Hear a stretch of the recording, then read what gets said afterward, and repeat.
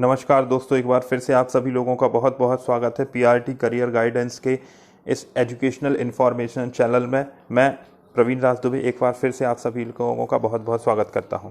और आज हम बात करने वाले हैं क्लास 10th के एमपी बोर्ड के एग्ज़ाम के रिज़ल्ट बनाने की प्रक्रिया को लेकर। जैसा कि आप जानते हैं कि कोविड की सिचुएशन को ध्यान में रखते हुए मध्य प्रदेश सरकार ने जो 10वीं कक्षा के छात्र थे, मध्य प्रदेश शासन के अंतर्गत जो स्कूल थे उनके जो 10वीं कक्षा के छात्र थे उनकी परीक्षाओं को निरस्त कर दिया है, कैंसिल कर दिया है और उनके रिजल्ट बनाने की प्रक्रिया को लेकर के कुछ नियम जारी किए हुए हैं। तो आइए हम डिटेल में समझते हैं कि क्या ये नियम है, किस तरीके से छात्रों का रिजल्ट तैयार किया जाएगा, स्कूल का कितना इंटरफियर रहेगा, छात्रों के मार्क्स किस तरीके कर दिए जाएंगे। इन सारी चीज़ों को हम आज इसमें समझने की कोशिश करते हैं। तो जैसा कि ये नोटिफिकेशन है, ये नोटिफिकेशन आप माध्यमिक शिक्षा मंडल मध्य प्रदेश भोपाल की वेबसाइट से डाउनलोड कर सकते हैं और इसकी पूरी की पूरी डिटेल में स्टडी कर सकते हैं। सबसे पहले इसमें जो लाइन दी गई है वो यही दी गई है कि हाई स्कूल की परीक्षा को कोविड सिचुएशन के कारण निरस्त किया गया है और दो तरीके के जो स्टूडेंट्स हैं, एक तो रेगुलर स्टूडेंट हैं जो स्कूल जा करके पढ़ाई करते हैं जिनका नाम लिखा हुआ है, दूसरे हैं जो प्राइवेट स्टूडेंट या स्वाध्यायी स्टूडेंट है। तो दोनों स्टूडेंट्स के लिए मार्क्स की प्रक्रिया किस तरीके से निर्धारित की जाएगी उसके लिए यहाँ पर नियम दिए गए हैं। तो आइए सबसे पहले नियमित परीक्षार्थियों की हम बात करते हैं कि नियमित परीक्षार्थियों को कैसे मार्क्स दिए जाएंगे। तो इसके दो हिस्से हैं। सबसे पहला हिस्सा है छात्र के पॉइंट ऑफ व्यू से, दूसरा है स्कूल के पॉइंट ऑफ व्यू से कि छात्र को किस तरीके से मार्क्स मिलेंगे, पहले हम उसके बात करेंगे। दूसरा बात करेंगे कि स्कूल को किस तरीके से काम करना होगा, इसकी बात करेंगे। छात्र की यदि हम बात करें तो छात्र ने अपने स्कूल में यूनिट टेस्ट दिए होंगे, प्री बोर्ड्स दिए होंगे, अर्धवार्षिक की परीक्षा दी होगी और इसके अलावा उसका आंतरिक मूल्यांकन भी हुआ होगा। इनके आधार पर बोर्ड ने 3 कैटेगरी डिसाइड की हैं। एक तो जो यूनिट टेस्ट हुए हैं उसमें छात्र ने क्या परफॉर्म किया है, दूसरा जो हाफ ईयरली एग्जाम हुआ है उसमें छात्र का हाफ ईयरली या प्री बोर्ड दोनों में से कोई एक जिसमें मार्क्स मैक्सिमम हो। तो हाफ ईयरली या प्री बोर्ड इन दोनों में से कोई एक एग्जाम को लिया जाएगा और तीसरा जो है वो आंतरिक मूल्यांकन है। तो जो यूनिट टेस्ट है, यूनिट टेस्ट के आधार पर 30 मार्क्स के आधार पर छात्रों का परफॉर्मेंस देखा जाएगा। मान लीजिए यूनिट टेस्ट आपके यहाँ 30 मार्क्स के ही हुए हैं और 30 मार्क्स में से 20 मार्क्स आपको मिले हैं, तो 20 मार्क्स आपके जो फाइनल एग्जाम शीट है उस पर्टिकुलर सब्जेक्ट में आपको 20 मार्क्स वहाँ दिए जाएंगे। दूसरा, आपकी जो हाफ ईयरली एग्जाम हुआ है या प्री बोर्ड एग्जाम हुआ है, मान लीजिए वो 100 मार्क्स का हुआ था और 100 मार्क्स में से आपको 80 मार्क्स मिले थे, तो यहाँ पर वो मूल्यांकन में 50 मार्क्स का वेटेज रखेगा। तो यदि आपको 80 नंबर मिले थे तो अब यहाँ पर उसमें से 40 नंबर जोड़े जाएंगे। तो पुराने वाले मान लीजिए यूनिट टेस्ट में से आपको 30 में से 20 मिले और यहाँ पर आपको 100 में से 80 मिले, तो टोटल मिलाकर के आपके मार्क्स हो गए 40 और 20 मिलाकर के 60।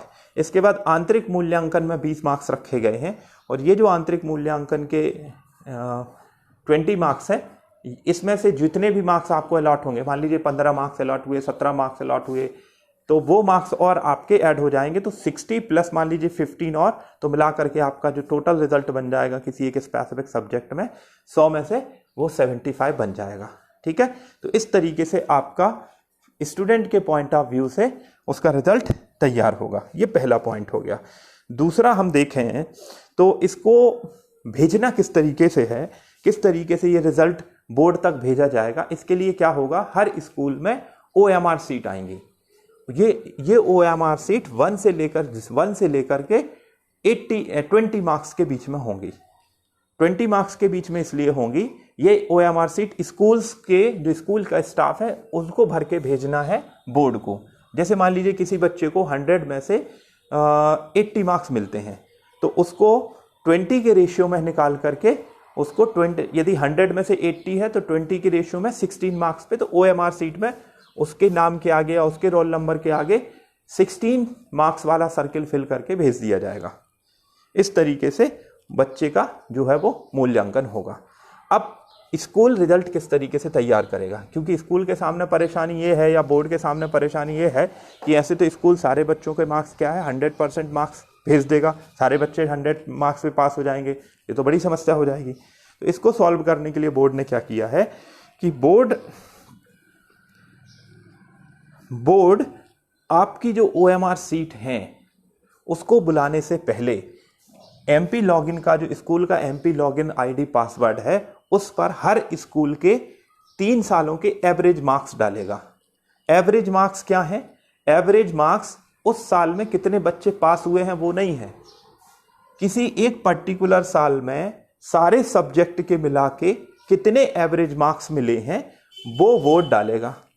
उन 3 सालों के एवरेज मार्क्स में से किसी एक साल के एवरेज मार्क्स को क्राइटेरिया के अंतर्गत स्कूल को सिलेक्ट करना है और स्कूल को ध्यान रखना है कि जब वो अपने इस साल का रिजल्ट बनाएगा तो इस साल के सब्जेक्ट के एवरेज मार्क्स उस जो बेंचमार्क ईयर है उस साल के सारे सब्जेक्ट के एवरेज मार्क्स से ज़्यादा 2% तक अधिक हो सकते हैं।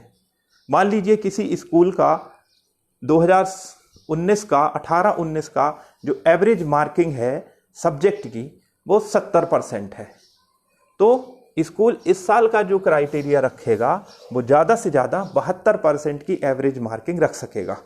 इसका मतलब ये भी बिल्कुल नहीं है कि किसी भी बच्चे को 70 या 72 से ज़्यादा मार्क्स नहीं मिलेंगे। उस स्कूल के सारे बच्चों के जो एवरेज मार्क्स हैं वो 70% से ज़्यादा नहीं होने चाहिए। मतलब एक बच्चे को यदि 90 मार्क्स मिल रहे हैं तो एवरेज मिलाने के लिए दूसरे बच्चे को उसी रेशियो में कम मार्क्स दिए जाएंगे। तो बच्चों के एवरेज मार्क्स लिए जाएंगे, ना कि किसी एक पर्टिकुलर बच्चे के हाईएस्ट मार्क्स 70 होंगे, ऐसा बोर्ड ने बिल्कुल नहीं कहा है। दूसरी चीज, बोर्ड ने बिल्कुल क्लियर कहा है कि सारे सब्जेक्ट के एवरेज मार्क्स वो देखेगा और कोई क्राइटेरिया इसमें स्पेसिफिक सब्जेक्ट वाइज बोर्ड ने बात नहीं की है। तो ये था, इसी आधार पर बोर्ड और अन्य जो नियम हैं उन नियमों को आसाम से आप इसमें से नोटिफिकेशन में से पढ़ के समझ सकते हैं। स्वाध्यायी छात्रों की यदि हम बात करें कि स्वाध्यायी छात्रों के लिए किस तरीके के नियम निर्धारित होंगे, तो स्वाध्यायी छात्रों में चूंकि आंतरिक एग्जाम को लेकर के कोई भी जानकारी सबमिट नहीं की जाती है, इसलिए सारे के सारे स्वाध्यायी या प्राइवेट छात्रों को 33% की पास मार्किंग दे करके उन्हें पास समझा जाएगा। उनमें किसी भी कैटेगरी का कैटेगराइजेशन नहीं दिया जाएगा। इसके बाद यदि हम लास्ट में एक रूल्स को देखें तो यहाँ पर बोर्ड ने क्लियर किया है कि यदि कोई बच्चा अपने परफॉर्मेंस को लेकर के असंतुष्ट है, उसे लगता है कि उसके और बेहतर अच्छी परफॉर्मेंस आने की परसेंटेज आने थे, तो ऐसी स्थिति में वो फिर से जब भी सिचुएशन सामान्य होगी तो वो बोर्ड का एग्ज़ाम दे करके फिर से 10th का एग्ज़ाम दे करके वो अपने हिसाब से मार्क्स ले सकता है। इसके अलावा पॉइंट नंबर 5 को यदि हम ध्यान से पढ़ें कि हाई स्कूल 2021 की परीक्षा में सम्मिलित होने वाले छात्रों को बेस्ट ऑफ 5 पद्धति का लाभ देते हुए अंक सूचियों में केवल श्रेणी अंकित की जाएगी।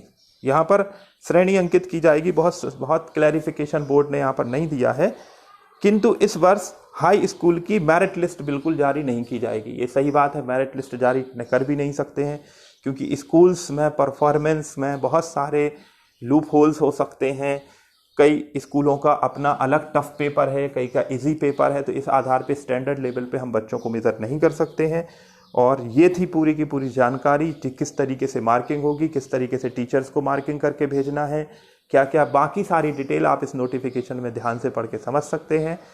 और यदि आपको ये वीडियो पसंद आता है तो इसे अपने अन्य दोस्तों तक शेयर भी करिएगा, चैनल को सब्सक्राइब भी करिएगा, वीडियोज़ को लाइक भी करिएगा। Thank you.